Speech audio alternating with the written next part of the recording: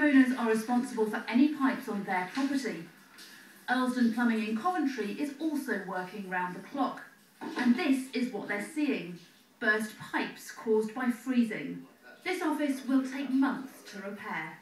Over the weekend, the water's been left on. The pipes are frozen. What happens when they freeze? They tend to pop out of these sort of fittings. So that pipe's coming out of there. Water's been gushing out of here all weekend and caused this devastation. The advice during the freezing weather is to keep your heating on low